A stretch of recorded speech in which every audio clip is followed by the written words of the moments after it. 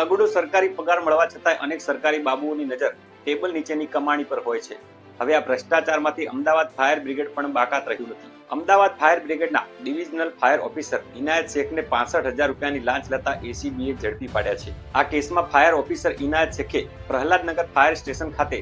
Fire no objection certificate એટલે કે NOC clear કરવા માટે કુલ 80,000 રૂપિયાની લાંચની માંગણી કરી હતી. આ લાંચ ન આપતા એનઓસી ક્લિયર કરવાનું અટકાવવાની ધમકી પણ અપાઈ હતી. ફરિયાદીના વ્યવસાયિક સંસ્થાનને ફાયર એનઓસીની જરૂર હોવાથી તેણે જરૂરી દસ્તાવેજો સમર્પણ કર્યા હતા, પરંતુ ઇનાયત શેખે ફાઇલ ક્લિયર કરવા માટે 80,000 રૂપિયાની લાંચ માંગી હતી. આ કામના ફરિયાદી પોતે ફાયર એનઓસી આપવા માટેની કન્સલ્ટિંગનું એક સંસ્થા ચલાવે છે અને પોતે કન્સલ્ટિંગનું કામ કરે છે. તેઓએ એક બિઝનેસ સ્કૂલ નામની જે શૈક્ષણિક સંસ્થા છે તેનું ફાયર એનઓસી લેવા માટે એપ્લિકેશન ઓનલાઈન કરેલી અને ત્યારબાદ તેનું ફાયર એનઓસી લેવા માટે તેમણે પૂરતા ડોક્યુમેન્ટ્સ પણ આપેલા, જેમાં આ કામના આરોપી ઇનાયત હુસેન ઇબ્રાહીમ શેખ કે જે પોતે ડિવિઝનલ ફાયર ઓફિસર છે તેઓએ સ્થળ વિઝિટ કરેલી અને ફાયરનું જે એનઓસી સર્ટિફિકેટ આપવાનું હતું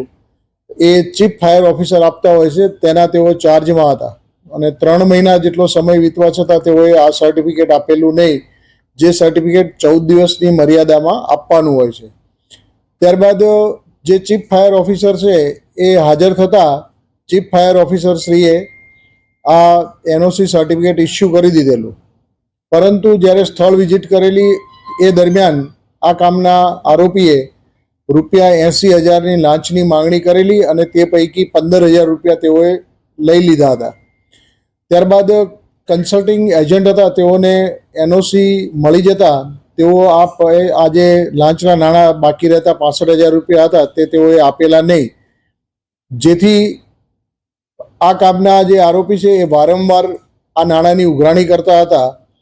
જેથી કરી અને તેઓએ એસીબી આણંદ સમક્ષ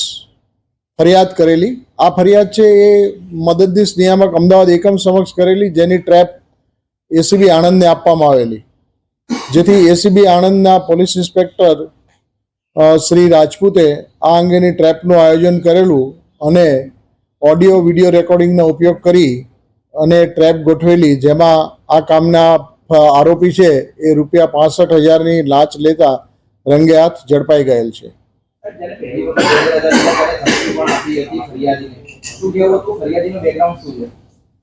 સોરી,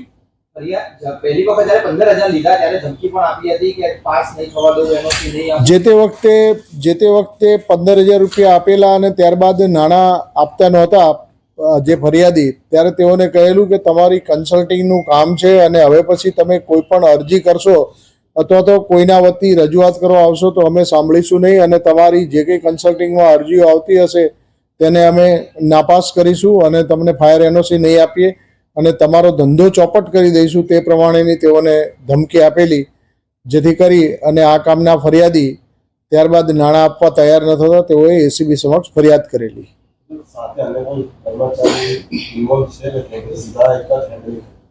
આની અંદર પોતે એક જ ઇન્વોલ્વ છે, કારણ કે તેઓ પોતે જ સ્થળ વિઝિટ કરવા ગયેલા અને તેમણે સ્થળ વિઝિટ કર્યા બાદ આ એનઓસી એમણે પોતે ઇસ્યુ કરેલી નહીં અને જ્યાં સુધી નાણાં ન મળે ત્યાં સુધી તેઓ આપવાના ન હતા, પરંતુ તેઓ જે ચીફ ફાયર ઓફિસરના ચાર્જમાં હતા એ દરમિયાન ચીફ ફાયર ઓફિસર હાજર થઈ જતા ચીફ ફાયર ઓફિસરે એનઓસી રિલીઝ કરી દીધી હતી. હાલ સર્ચની કાર્યવાહી તેઓના ઘરે અને ઓફિસ ખાતે ચાલુ છે, એ પૂર્ણ થશે ત્યારે આપને જણાવીશું.